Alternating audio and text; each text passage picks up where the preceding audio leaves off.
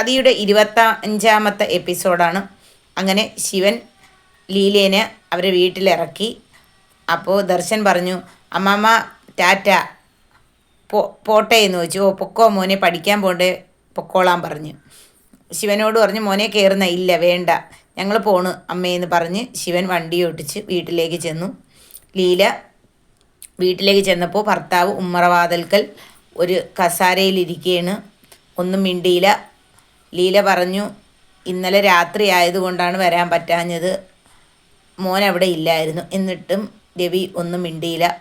അങ്ങനെ ലീല ചെന്ന് ഡ്രസ്സൊക്കെ മാറി ചായ ഇട്ട് കൊണ്ടുവന്ന് രവിക്ക് കൊടുത്തു. രവി ചായ മേടിച്ച് കുടിച്ചു. നല്ല ആഘോഷമായിരുന്നു, ഒത്തിരി ആളുകളൊക്കെ ഉണ്ടായിരുന്നു പാർട്ടിക്ക് എന്ന് പറഞ്ഞു. എന്നിട്ടും രവി ഒന്നും മിണ്ടിയില്ല. ഈ മനുഷ്യൻ എന്തോ നാക്കൊന്നുമില്ലേ എന്ന് ലീല ചോദിച്ചു.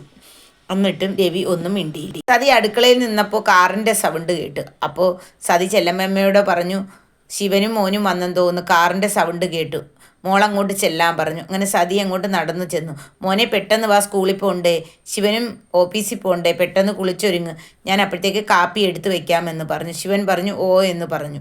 അങ്ങനെ അച്ഛനും മോനും കുളിച്ചൊരുങ്ങി വന്നു, കാപ്പി കുടിക്കാനിരുന്നു. അപ്പോൾ സതി പറഞ്ഞു, മോനെ അങ്ങ് സ്കൂളിലാക്ക്, ഇന്ന് സ്കൂൾ വണ്ടി കിട്ടുമെന്ന് തോന്നുന്നില്ല. ശിവൻ പറഞ്ഞു ഓ എന്ന് പറഞ്ഞു. എങ്കിൽ പിന്നെ പെട്ടെന്ന് മോൻ ബാഗും എടുത്തുകൊണ്ട് പോവാ, അച്ഛൻ അവിടെ ഇറക്കിയിട്ട് ഓഫീസിലേക്ക് പൊക്കോളാം എന്ന് പറഞ്ഞു. അപ്പം ദർശൻ പറഞ്ഞു ഓ എന്ന് പറഞ്ഞു. അപ്പോൾ ചെല്ലമ്മയമ്മ പറഞ്ഞു, ദർശൻ മോൻ്റെ മുഖത്ത് എന്ത് സന്തോഷം, അച്ഛൻ്റെ കൂടെ ചെന്ന് സ്കൂളിൽ ഇറങ്ങാമല്ലോ കാറിൽ, അപ്പോൾ കൂട്ടുകാരൊക്കെ കാണുമല്ലോ, അതിൻ്റെ സന്തോഷമായിരിക്കും. അപ്പോൾ ദർശൻ മോനൊന്ന് ചിരിച്ചു. പോ അമ്മുമ്മേ, കള്ളത്തരം പറയല്ലേ. കള്ളത്തരമല്ല, ഞാൻ സത്യമാ പറഞ്ഞ, മോൻ്റെ ചിരി കാണുമ്പോഴേ അറിയാം. അങ്ങനെ ദർശൻ ചിരിച്ചു. സതി പറഞ്ഞു, കളിച്ചുകൊണ്ടിരിക്കാൻ നേരമില്ല, പെട്ടെന്ന് ആഹാരം കഴിക്കുക, ഇറങ്ങാൻ സമയമായി എന്ന് പറഞ്ഞു. അങ്ങനെ ശിവൻ പറഞ്ഞു, വാ മോനെ പോവാൻ, സമയം താമസിച്ചു എന്ന് പറഞ്ഞു. അങ്ങനെ സ്കൂൾ ബാഗും എടുത്ത് ശിവൻ്റെ കാറിൽ അച്ഛനും മോനും കൂടി പോയി. അപ്പോൾ സതി ടാറ്റ കൊടുത്തു, പോയിട്ട് വരാൻ പറഞ്ഞു. വൈകിട്ട് കാണാം അമ്മേ എന്ന് ദർശൻ പറഞ്ഞു. ഓക്കെ എന്ന് സതി പറഞ്ഞു. അകത്ത് കയറിപ്പോയി. കൊണ്ട് കാറിൽ സ്കൂളിലേക്ക് പോണ സമയത്ത് മോൻ ചോദിച്ചു, ഇന്നലെ അച്ഛൻ എന്താ കേക്ക് മുറിക്കുന്ന സമയത്ത് ഇല്ലായിരുന്നല്ലോ, എനിക്ക് ഭയങ്കര വിഷമമായിപ്പോയി, അച്ഛൻ എവിടെ പോയിരുന്നു, എനിക്കൊരു അത്യാവശ്യമായിരുന്നു, അതിനു വേണ്ടി എന്താ അത്യാവശ്യം അച്ഛാ എന്ന് ചോദിച്ചു.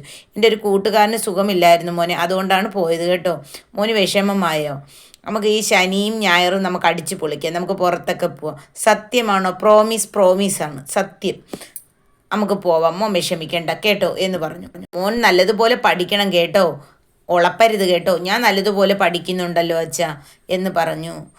ഒരു ദിവസം അമ്മ വീട്ടിൽ എനിക്കൊന്ന് പോകണം, അപ്പൂപ്പനെ ഒന്ന് കാണണം. അതൊക്കെ പോവാം. അപ്പൂപ്പൻ നിന്നെ കണ്ടാൽ മിണ്ടുമോ, അതൊന്നും അറിയാൻ വയ്യ, എന്തായാലും എനിക്കൊരു ദിവസം പോകണം അമ്മുമ്മയുടെ കൂടെ എന്ന് പറഞ്ഞു. നിൻ്റെ അമ്മ സമ്മതിക്കുമെങ്കിൽ നീ പൊക്കോ. അടുത്ത എപ്പിസോഡിൽ ബാക്കി കഥയുമായി വരും.